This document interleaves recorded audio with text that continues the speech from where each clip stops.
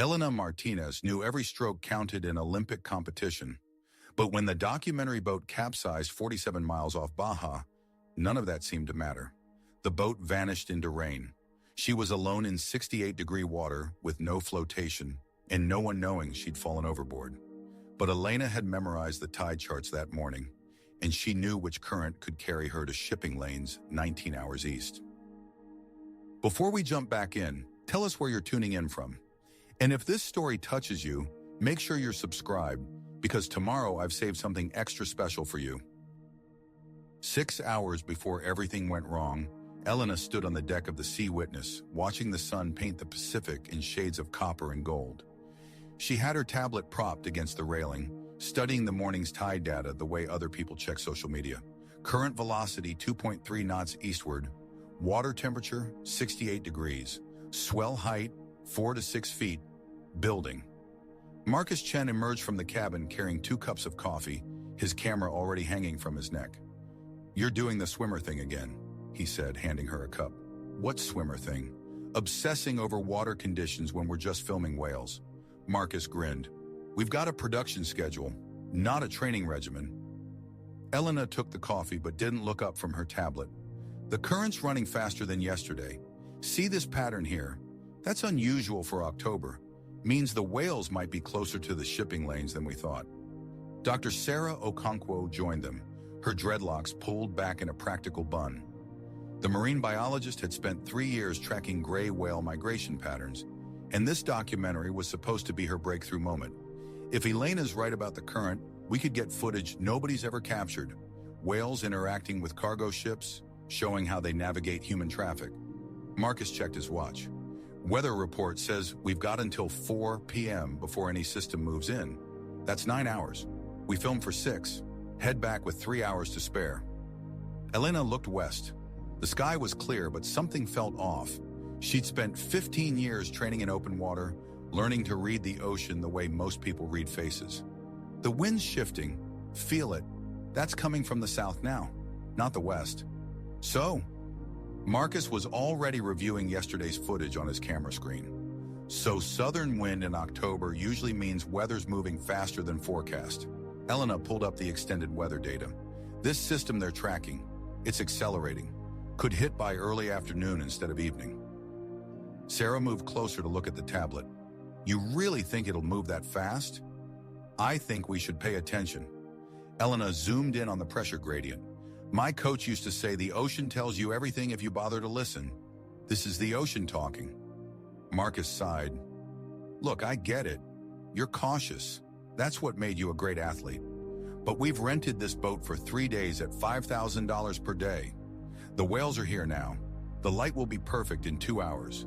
And we're professionals with a captain who's been running these waters for 20 years. Carlos, the boat's captain, stepped out of the wheelhouse. He was 56, weathered, competent. "The lady's not wrong about the wind, but we've got time. We stay close to the boat, keep the equipment secured, and we'll be fine. First sign of trouble, we head in." Elena wanted to argue, wanted to insist they wait a day. But she also knew Marcus was burning through his budget, that Sarah needed this footage for her research grant, that she was the only one worried. Maybe she was being paranoid. Maybe Olympic-level caution didn't translate to documentary work. "Okay," she said finally, "but I'm keeping this tablet with me. And at the first sign that system's moving faster, we leave. No just one more shot." Marcus raised his coffee cup. "Deal. Now let's go find some whales." By 9:30, they'd found the whales. A pod of 7 gray whales moving south along the coast, their massive bodies breaking the surface in rhythmic patterns that Sarah said indicated feeding behavior. Marcus had the underwater camera rig deployed, and Elena was suiting up in her wetsuit to get footage from below. "Water temp is 68, Carlos called from the wheelhouse. "Visibility looks good, maybe 40 feet. Elena zipped up the wetsuit and checked her dive watch. She'd been in colder water than this plenty of times during winter training in San Francisco Bay. The neoprene would keep her core warm for hours if needed. She pulled on her fins and adjusted her mask. "Stay within 20 yards of the boat," Marcus said, filming her preparation. "Sarah will track you from the surface. I'll be on the bow getting the topside angles." The water was cooler than Elena expected when she slipped in. Not dangerously cold, but enough to make her breathing sharp for the first 30 seconds. She controlled it the way she'd been taught, slowing her heart rate, letting her body adjust. Beneath the surface, the underwater landscape opened up in shades of blue and green. Visibility was actually closer to 50 feet. The whales were 100 yards out, dark shapes moving through the water like submarines. She swam toward them using a modified freestyle that conserved energy. This was what she loved about open water, the feeling of being part of something larger than herself. The whales paid her no attention, focused on their southward journey. She got within 30 feet of the nearest one, close enough to see the barnacles clustered on its head. The intelligent eye that tracked her for a moment before dismissing her as harmless. The underwater camera in her hands captured everything. This was the footage Sarah needed, whales in their natural element, undisturbed by the presence of a swimmer. Elena spent 40 minutes in the water, surfacing every few minutes to breathe and check her position relative to the boat. Each time she came up, she noticed the swells were building. 4 feet had become 5, then 6. When she climbed back aboard, Marcus was ecstatic. That was incredible. The way that one whale just glided past you, National Geographic is going to lose their minds. Elena toweled off and immediately checked her tablet. The weather system had jumped forward another hour in the forecast. We need to start heading back. We've only been filming for 3 hours, Marcus said. Look at the waves.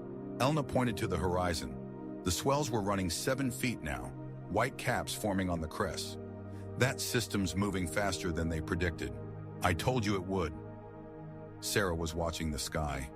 Dark clouds were building to the west, still distant but approaching. She's right, Marcus. We got amazing footage. Let's not push our luck. Carlos had already started pulling in the equipment. I'm with the ladies. Weather can turn fast out here. We've got what we came for. Marcus hesitated, then nodded. Okay, let's pack up and head in. Elena, I owe you an apology. You called this. But as they secured the last of the camera equipment, the wind shifted again.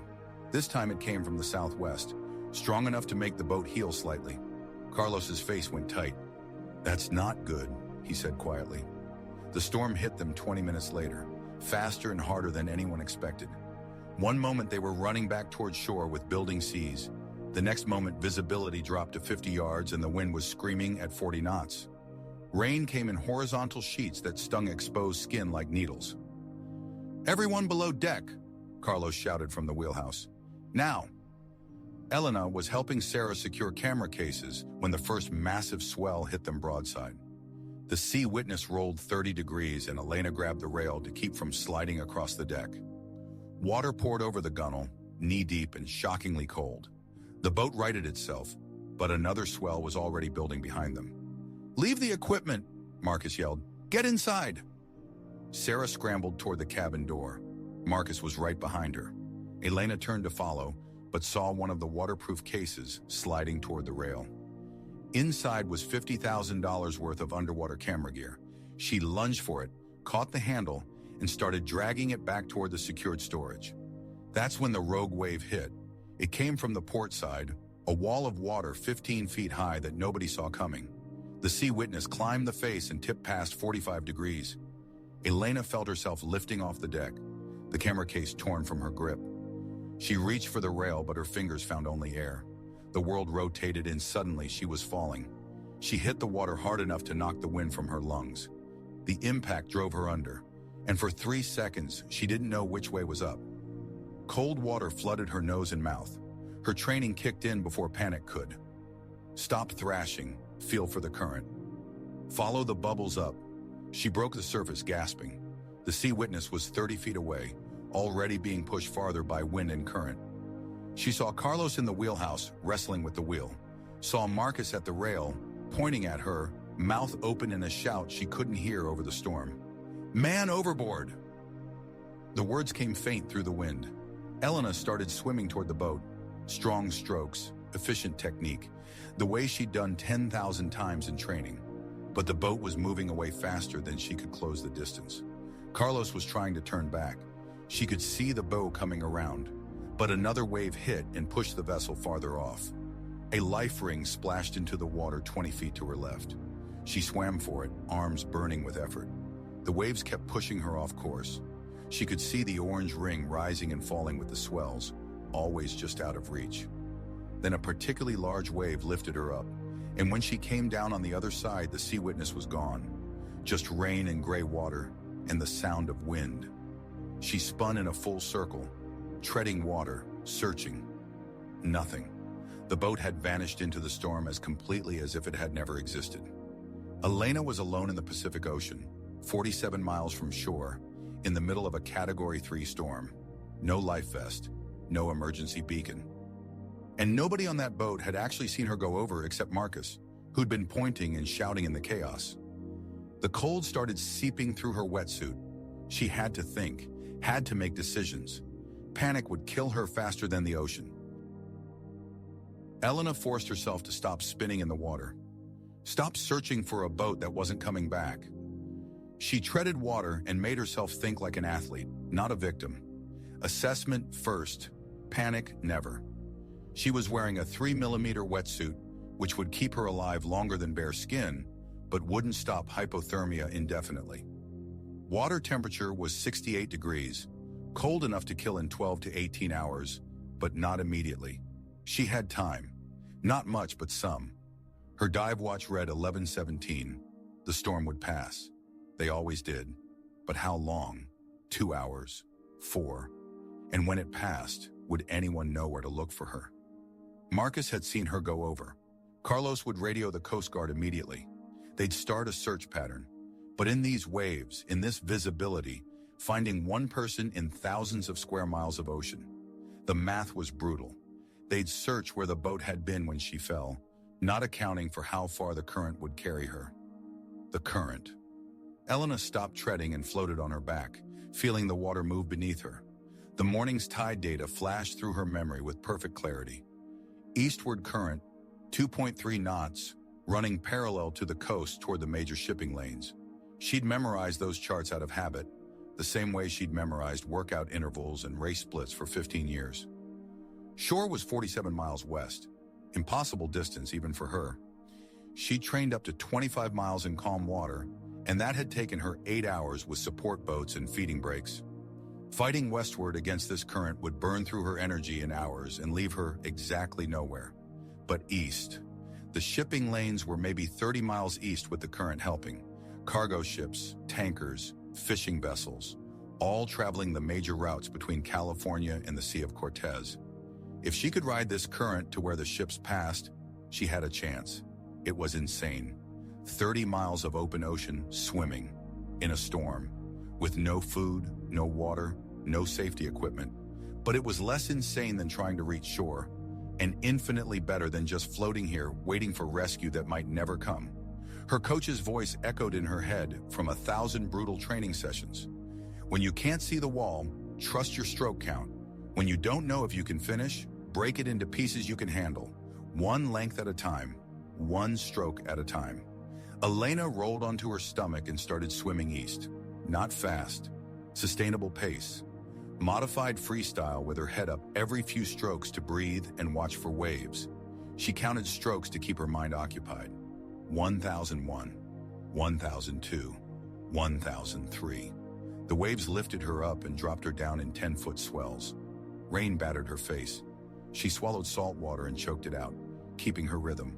The first mile would be the hardest because her body was still in shock, still screaming that this was impossible. After the first mile, the endorphins would kick in. After 3 miles, she'd find her zone. She'd done harder things than this.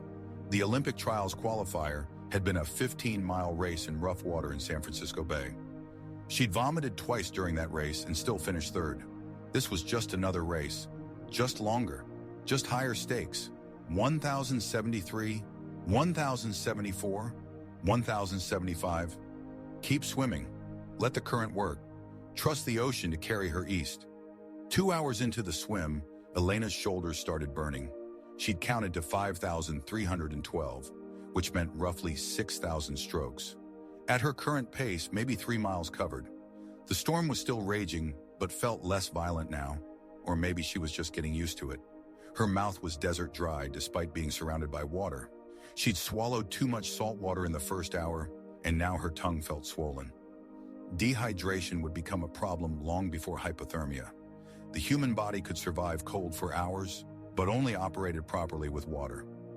Real water, not the poisonous salt solution, trying to force its way down her throat with every wave.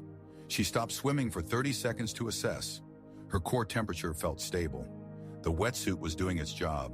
Her legs were cramping slightly, the first warning sign of muscle fatigue. She floated on her back and massaged her calves, working the knots out with practiced fingers. This was familiar territory. Every long-distance swimmer dealt with cramps. What wasn't familiar was the complete absence of support. No kayak following with energy gels and electrolyte drinks. No coach shouting splits and encouragement. No other swimmers around her to pace against. Just ocean and sky and the knowledge that if she stopped swimming, she'd die out here.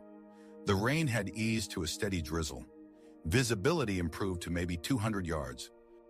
Elena scanned the horizon in every direction. Nothing but gray water and gray sky. She checked her dive watch. 1:43 p.m. She'd been in the water almost 3 hours. Carlos would have radioed for help the moment she went over. Coast Guard would have launched a search within 30 minutes. But they'd be searching west of where the boat had been, not east where the current was carrying her. Every hour she swam east was an hour farther from where they expected to find her. She pushed the thought away and started swimming again. Different stroke now. Breaststroke for a while to give her shoulders a break and work different muscle groups. Less efficient, but more sustainable over extreme distance. Her coach had made her train all 4 strokes precisely for situations like this, though neither of them had imagined the situation would be life or death. 5,400, 5,500, 5,600. A wave broke over her head and she swallowed more salt water. Her stomach cramped and she vomited, bitter and burning. She kept swimming through it, waiting for her stomach to settle. This was mile 4, maybe 5. She had 25 more to go. The math was crushing if she let herself think about it, so she didn't think about miles. She thought about the next 100 strokes, then the next 100 after that.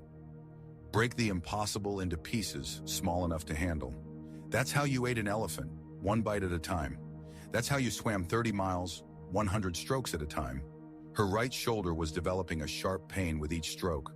Old injury from junior nationals, a rotator cuff issue that flared up under extreme stress. She adjusted her stroke angle, rotating more from her core, taking pressure off the shoulder. The pain eased slightly. The ocean swelled and fell in rhythmic patterns. Up and down, almost hypnotic. Elena let her mind drift to autopilot, trusting muscle memory built over 15 years to maintain her stroke. The body knew what to do. She just had to keep it moving forward. East, always east, toward the shipping lanes in the hope of rescue. At 4:30 p.m., 5 hours into the swim, Elena saw the helicopter. The sound reached her first, that distinctive thump of rotor blades cutting through air. She stopped swimming and turned toward the noise, heart surging with hope. There, to the southwest, maybe a mile away. Orange and white Coast Guard paint job visible even through the haze. She tried to scream, but her voice was gone. Throat raw from salt water and exhaustion. She waved her arms, but they barely cleared the water. The swells were still running 8 feet, and she was just one dark spot among thousands of whitecaps. From the air, she'd look like debris, a piece of driftwood, nothing worth investigating. The helicopter moved in a search pattern, flying back and forth in expanding squares. But it was searching the wrong area, too far west. They were looking where the boat had been, not where the current had carried her. Elena watched it work its grid for 20 minutes, each pass taking it farther from her position, and then it turned back toward shore. She floated there after it disappeared, fighting the despair that threatened to drag her under more effectively than any wave. They were looking. That meant Marcus had reported her overboard, meant someone cared, meant rescue was possible. Just not today, not in time. She checked her watch. 5 hours and 14 minutes in the water. The storm had passed almost completely now. The sky was lightening to the west, patches of blue showing through thinning clouds. The ocean was calming to 6-foot swells, almost pleasant by comparison to what she'd been swimming through. But the cold was seeping deeper despite the wetsuit. She could feel it in her core now, That insidious chill that meant hypothermia was advancing. Her fingers were pruned and white. When she tried to make a fist, they responded slowly. Not good. Cold was affecting her motor control. She needed to keep moving, generate heat, but her muscles were running out of fuel. She hadn't eaten since breakfast, nearly 12 hours ago. Her body was burning through its glycogen stores with nothing to replace them. The sun broke through the clouds to the west, painting the ocean in orange and gold. Beautiful and completely indifferent to whether she lived or died. Elena had always loved the ocean, respected its power, trained in its waters her entire adult life. Now she was learning what the old sailors already knew. The ocean wasn't cruel and it wasn't kind. It just was. It would carry her east because that's what the current did. Whether she survived the journey was entirely up to her. She started swimming again, slower now. Her arms felt like lead and her kick was barely propelling her forward. But motion was life. Stopping was death. She counted strokes again, though the numbers didn't mean much anymore. 7,000 something, 8,000 something. The count was just noise to keep her brain occupied, keep it from fixating on how impossible this all was. Sunset would come in maybe 90 minutes. Then she'd be swimming in darkness with no way to verify her direction except the stars. If the clouds cleared, if she could stay conscious long enough to use them, if her hypothermia didn't progress to confusion and disorientation, too many ifs. She pushed them away and focused on the only thing that mattered, the next stroke, then the one after that. This story takes time to craft. If you're enjoying it, subscribe to our channel. It means a lot to us. Now back to the story. The sun dropped below the horizon at 6:12 p.m., and Elena watched it go with a mixture of dread and determination. 7 hours in the water, her body was shutting down non-essential functions to preserve core temperature. She'd stopped shivering an hour ago, which was the worst sign of all. Shivering meant your body was still fighting. No shivering meant hypothermia was winning. She couldn't feel her feet anymore. Her legs kicked on autopilot, barely moving, more like trailing weights than propulsion. All her forward momentum came from her arms now, and even those were operating at maybe 30% capacity. Each stroke took conscious effort, a deliberate command from brain to muscle that sometimes took 2 or 3 seconds to execute. The sky above her was clearing, stars beginning to emerge in the darkening blue. Elena stopped swimming and floated on her back, letting her breathing settle. She needed to find east before full darkness made it impossible. She scanned the emerging constellations, looking for familiar patterns. There, Orion's belt, rising in the east just like it should in October. And there, the Big Dipper to the north, pointing toward Polaris. She had her bearings. East was to her right when she faced Polaris. She rolled back onto her stomach and resumed swimming, using the stars as her compass now. Every few minutes she'd pause and check, making sure she wasn't drifting off course. The current was still carrying her. She could feel it, but currents meandered and shifted. She had to actively swim east, not just drift and hope. The water around her was turning black, not the blue-black of deep water in daylight, but the absolute black of night ocean. She couldn't see the waves coming anymore, could only feel them lifting and dropping her. It was disorienting, like swimming in space. She tried not to think about what was beneath her. 4,000 feet of water between her and the ocean floor. Sharks, jellyfish, things she couldn't name. None of that mattered. Thinking about it served no purpose except to spike her heart rate and burn precious calories. Her watch said 7:15, 8 hours in the water. She'd probably covered 12 to 15 miles by now, maybe more if the current was as strong as she hoped.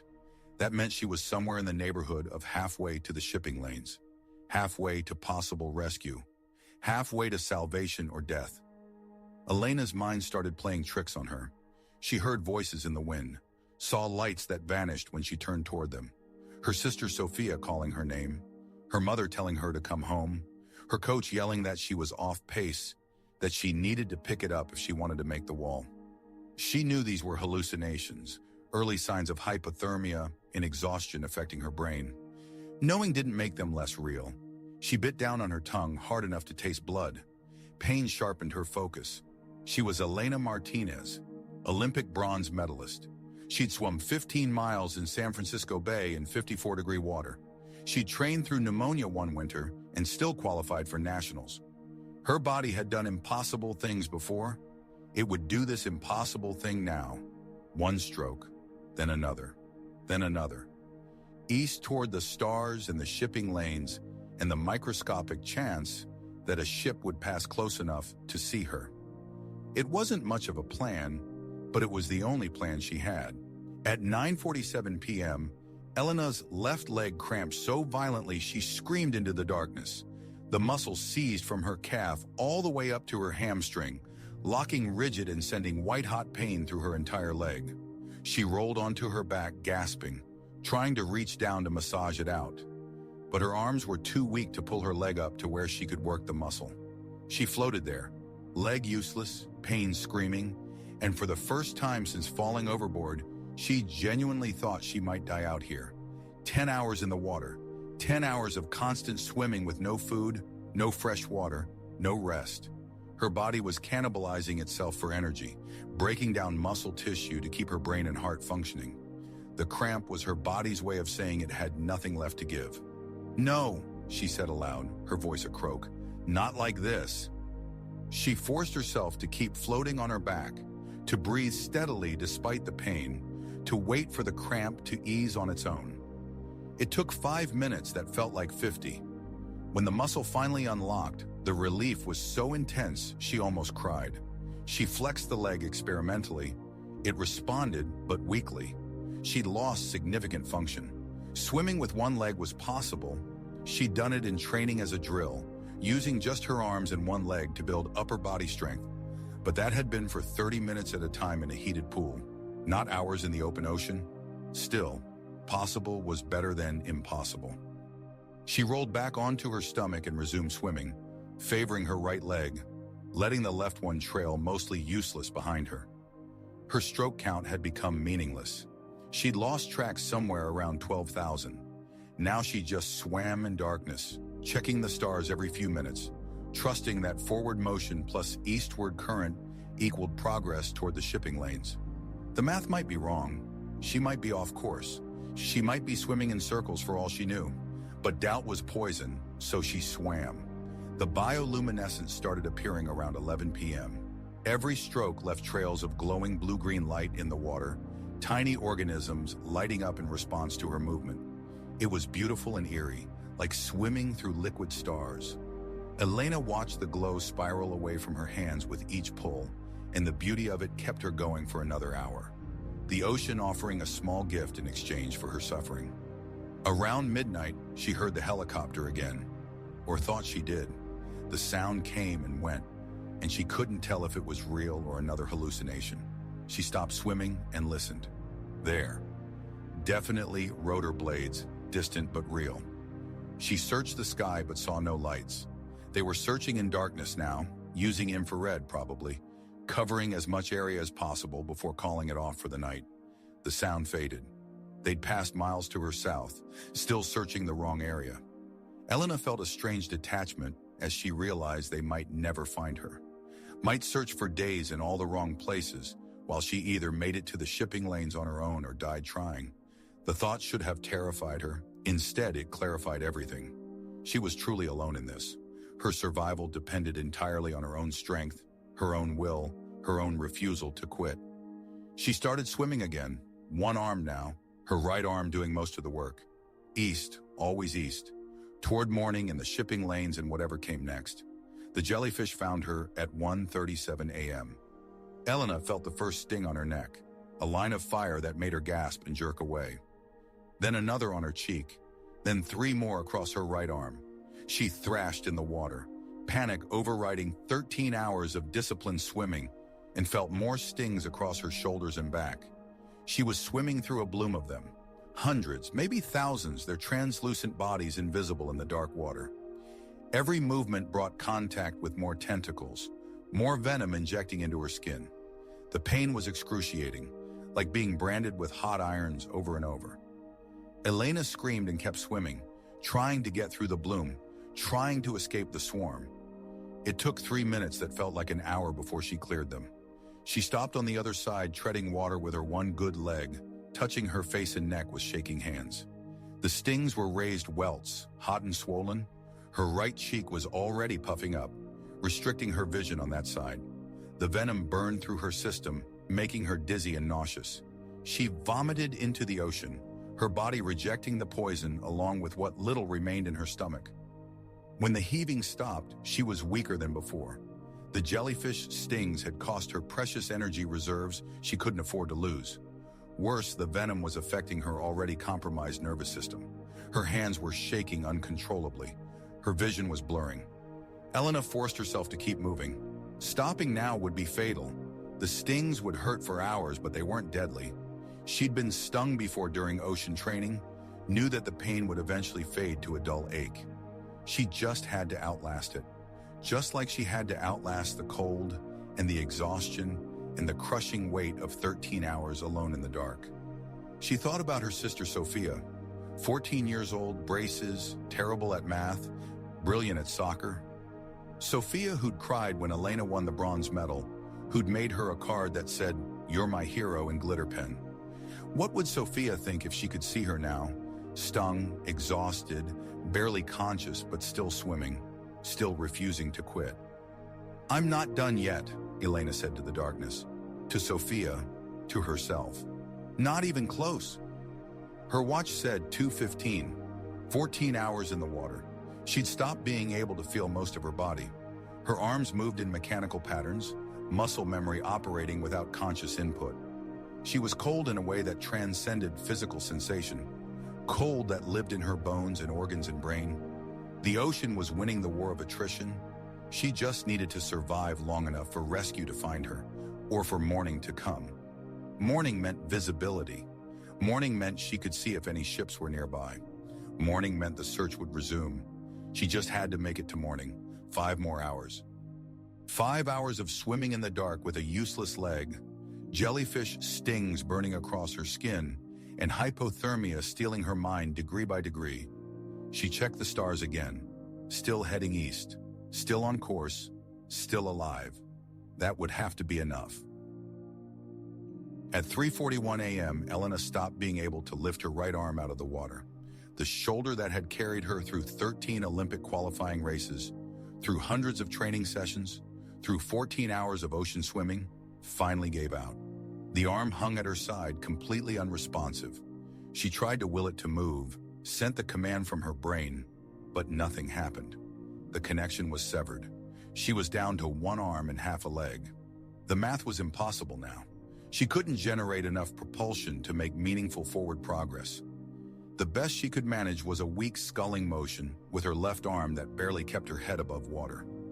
She was drifting more than swimming, carried by the current but no longer able to steer or contribute. This was it. This was how it ended. Not with a dramatic moment of giving up, but with her body simply shutting down piece by piece until there was nothing left to function with. Elena felt a strange calm settle over her. She'd done everything right, swum east with the current, navigated by the stars, conserved energy, survived 14 hours in conditions that should have killed her in 6. She'd given everything she had. "I tried, Mom," she said to the darkness. Her voice was barely a whisper. "I really tried." She let herself float on her back, staring up at the stars. The Big Dipper, Orion, Cassiopeia, the same stars humans had used to navigate for thousands of years. She'd followed them faithfully, trusted them to lead her east. But trust and navigation weren't enough when your body failed. The hallucinations were getting worse. She saw her apartment in San Diego, could smell the coffee brewing in her kitchen, saw herself standing at the counter in her bathrobe, scrolling through her phone, completely normal and dry and alive. The image was so vivid she reached for it, tried to step into that life, but her hand found only cold water. "Elena," her coach's voice stern and commanding. "You don't quit in the water, ever." "I'm not quitting," she said aloud. "My body quit on me." "Then use your mind. You think swimming is just physical. It's 90% mental. Your arms are gone, fine. Use your core. Your legs are done. Float and let the current work. You're not dead until your heart stops. And I can hear that heart beating from here." Elena knew she was talking to herself, that her coach wasn't really there, but the voice gave her something to focus on besides the cold and the pain. She rolled back onto her stomach and tried to move forward using just her core rotation and her one working arm. It was pathetically slow, but it was movement. It was refusing to give up. Her watch said 4:12. 15 hours in the water. Sunrise was maybe 2 hours away. 2 more hours. She could survive 2 more hours. People survived worse. That guy who cut his arm off with a pocket knife to escape a canyon. The sailor who drifted across the Pacific for 76 days. The hiker who fell into a crevasse and climbed out with 2 broken legs. Survival stories were built on people who refused to accept death even when death seemed inevitable. Elena kept moving, one weak stroke with her left arm. Roll her core, breathe. Another stroke. The motion was barely propelling her forward, but barely was better than nothing. The eastern horizon started turning from black to deep purple at 5:33 a.m. Elena saw it through eyes that were barely focusing, pupils dilated from hypothermia and exhaustion. Dawn was coming. She'd made it through the night, 16 hours in the water, and she was still conscious, still breathing, still alive against every reasonable expectation. But morning brought a cruel revelation. As the light grew and visibility increased, Elena could see the ocean around her in every direction. Empty, completely empty. No ships on the horizon, no boats, no aircraft. Just endless gray water stretching away to meet gray sky. She'd swum through the night towards shipping lanes that might be another 10 miles away, or 20, or might not exist where she thought they did. The mathematics of her survival were simple and brutal. She'd been swimming for 16 hours and had maybe covered 20 miles, probably less given how much her speed had degraded. That meant she was somewhere around 25 miles from shore and maybe 10 to 15 miles from the major shipping routes. 10 to 15 miles, that might as well be 1,000 given her current physical state. Her left arm wasn't working anymore either. Both arms hung useless now. She couldn't swim, could barely keep her head above water. Her core was so cold that she'd stopped shivering hours ago. Her heart rate was sluggish, irregular. She was in the final stages of severe hypothermia. 30 minutes, maybe an hour before her organs started shutting down systematically. Brain function would go first, then kidneys, then liver, then heart. She'd lose consciousness and slip beneath the surface, and that would be that. Elena forced herself to think clearly through the fog in her brain. She needed to stay visible, needed to maximize her chances of being seen if any aircraft flew over, or any ship passed within visual range. The wetsuit was black, which made her nearly invisible against the water. She needed something bright, something that would stand out. She couldn't lift her arms to remove the wetsuit, but she could twist and writhe. It took 10 minutes of painful contortions, but she managed to work the wetsuit down to her waist. Her upper body was now exposed, pale skin that would show up better against the dark water. She was also losing the wetsuit's insulation, accelerating her hypothermia, but visibility mattered more than warmth now. She was going to die of cold either way. At least this way she had a chance of being spotted. The sun cleared the horizon at 6:11 a.m., and the warmth on her face was the most beautiful thing Elena had ever felt. She floated on her back, letting the sun touch her skin, and for a moment she could almost forget how close to death she was. The sky was clear blue now, the storm completely gone. Seabirds wheeled overhead, their cries sharp in the morning air. Birds meant land wasn't impossibly far away, or it meant nothing. She was too tired to figure out which. Her vision was tunneling, the edges going dark. She was losing consciousness. Fighting it took more energy than she had. Maybe it would be okay to just close her eyes for a minute. Just rest. Just stop fighting. She'd fought for 17 hours. Nobody could say she didn't try. "Sophia," she whispered. "I'm sorry." Her eyes closed. The ocean held her, indifferent and eternal. The sound pulled her back from darkness, deep and resonant, cutting through the fog in her brain. A ship's horn. Elena's eyes snapped open and she tried to lift her head, tried to look around, but her neck muscles wouldn't respond. She was floating face up, staring at blue sky, and somewhere nearby a ship was sounding its horn. She couldn't see it, couldn't turn her head, couldn't wave or scream or do anything to signal her presence.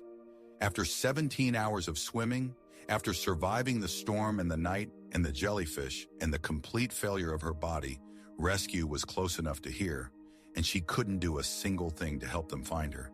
The horn sounded again, closer now. The ship was moving, but toward her or away. She had no way to know. Elena tried to move her arms and got nothing, tried to kick and felt only the faintest flutter of response from her right leg. She was a piece of debris floating in the water, pale skin against dark ocean. And unless someone on that ship happened to look in exactly the right direction at exactly the right moment, they'd pass her by and never know. She opened her mouth to scream, but only managed a weak croak. Her vocal cords were shot from 17 hours of salt water and exposure. The sound wouldn't carry 10 feet, let alone the hundreds of yards to wherever that ship was. The horn sounded a third time, and this time Elena heard something else beneath it. Engines. The deep thrumming of diesel engines pushing thousands of tons of steel through water. The sound was getting louder. The ship was coming closer. She just had to stay afloat, stay visible, stay alive for another few minutes. Her body had other ideas. She was sinking. Without the ability to tread water or maintain buoyancy, gravity and the weight of the wetsuit around her waist were pulling her down. Her face dipped below the surface. She held her breath instinctively, but there was no air left in her lungs to hold. Water filled her mouth, her nose. She was drowning 600 yards from a ship that didn't know she existed. Elena's survival instinct, that primal core that had kept her swimming for 17 hours, fired one last time. She couldn't move her arms or legs, but she could arch her back, could tilt her head back and thrust her chest upward. The motion brought her face above water for 3 seconds.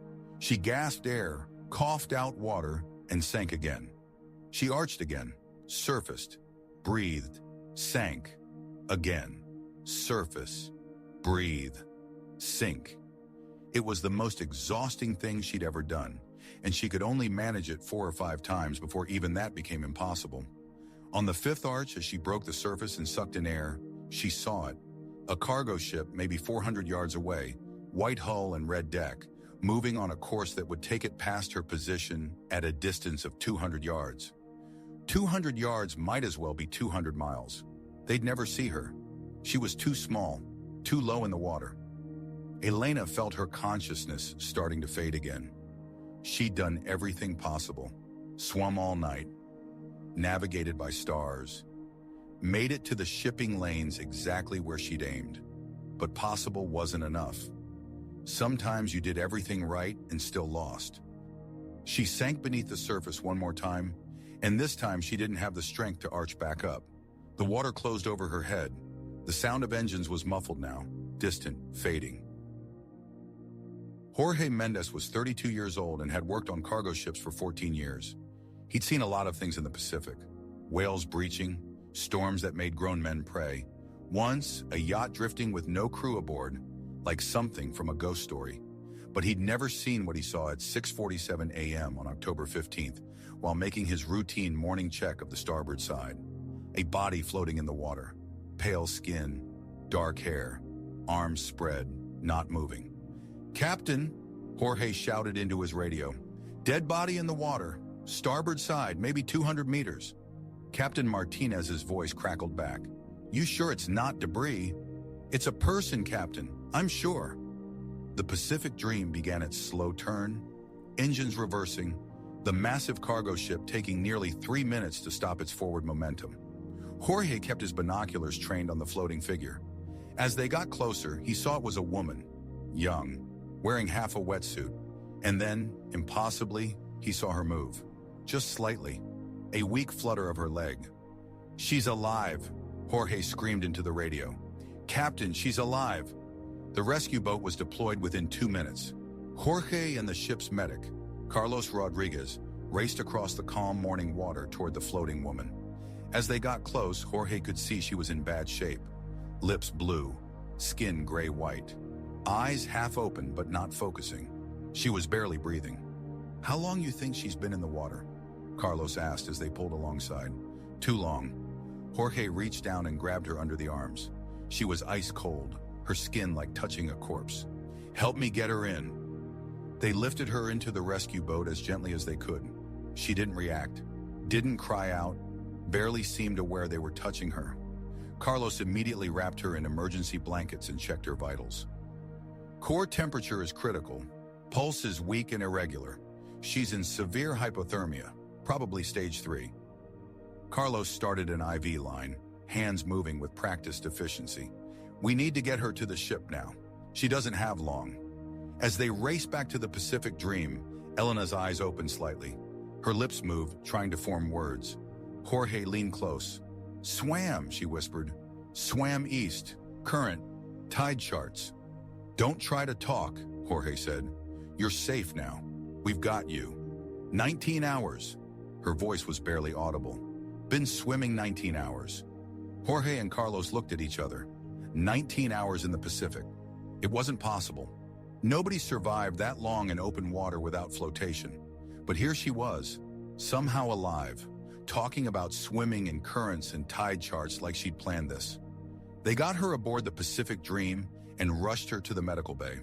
The ship's doctor, Amara Chen, was already prepared with warming equipment and IV fluids. Elena was slipping in and out of consciousness as they worked on her, removing the wetsuit, covering her with heating blankets, monitoring her vitals. "Who is she?" Dr. Chen asked as she inserted a second IV line. Jorge pulled the wetsuit up and found a small waterproof pocket. Inside was a diving certification card. "Elena Martinez, San Diego address. There's something else here." He pulled out a laminated card. "Olympic credential. Bronze medal, 1,500-meter freestyle, Rio Olympics." Dr. Chen stopped for a second and looked at the woman on the table. "She's an Olympic swimmer. That's how she survived." Elena woke up in stages. First came awareness of warmth. Real warmth. The kind that came from blankets and heated air instead of her own failing body heat. Then came the realization that she was lying down on something solid and not moving. Then pain everywhere. A deep aching pain that reached into her bones and muscles and organs. She opened her eyes. White ceiling, fluorescent lights. Medical equipment beeping steadily. A woman in a white coat standing over her, checking an IV line. "Welcome back," Dr. Chen said. "You gave us quite a scare. How are you feeling?" Elena tried to speak, but her throat was raw. Dr. Chen held a cup with a straw to her lips. The water was the most incredible thing Elena had ever tasted. Cool and fresh, and everything the ocean wasn't. "Where?" Elena managed. "You're on the Pacific Dream, a cargo ship. We found you floating about 7 hours ago. You've been unconscious most of that time while we worked to bring your core temperature back up." Dr. Chen checked the monitors. "You were at 28 degrees Celsius when we pulled you out. That's stage 3 hypothermia. You're lucky to be alive." The crew, documentary boat. They okay. "The Coast Guard is coordinating. I called in your rescue as soon as we stabilized you. They said a boat called the Sea Witness reported a woman overboard yesterday morning during a storm. That was you." Elena nodded weakly. "They've been searching for you. Wrong area, apparently. You drifted much farther east than they expected." Dr. Chen sat down on the edge of the bed. "You told my crew member you'd been swimming for 19 hours. Is that accurate? Fell overboard around 11 a.m. yesterday. What time is it now?" "Almost 2 p.m. So yes, 19 hours. Maybe closer to 20 by the time we got you aboard." Dr. Chen shook her head slowly. "I've been a ship's doctor for 12 years. I've seen people die from hypothermia in half that time. How did you do it?" Elena closed her eyes, remembering. The storm, the darkness, the jellyfish. The moment her arm stopped working. Tide charts. Memorized them in the morning. Knew the current ran east at 2.3 knots. Knew the shipping lanes were about 30 miles. So I swam east. Used the stars to navigate. You swam 30 miles in open ocean during a storm. 25 maybe. Current did some of the work. Elena opened her eyes again.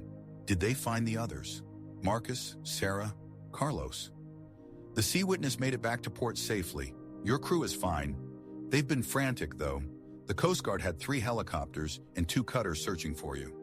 Dr. Chen smiled. They were searching 40 miles west of where you actually were. You outsmarted everyone by understanding the current. Elena felt tears on her face. The crew was safe. She was alive. 19 hours in the Pacific, and she'd made it. My sister, I need to call my sister. She'll have heard I was missing. Already done. The Coast Guard notified your family an hour ago. Your sister Sophia has been calling every 15 minutes for updates. Dr. Chen handed Elena her phone. It's been in Rice, but it might work now.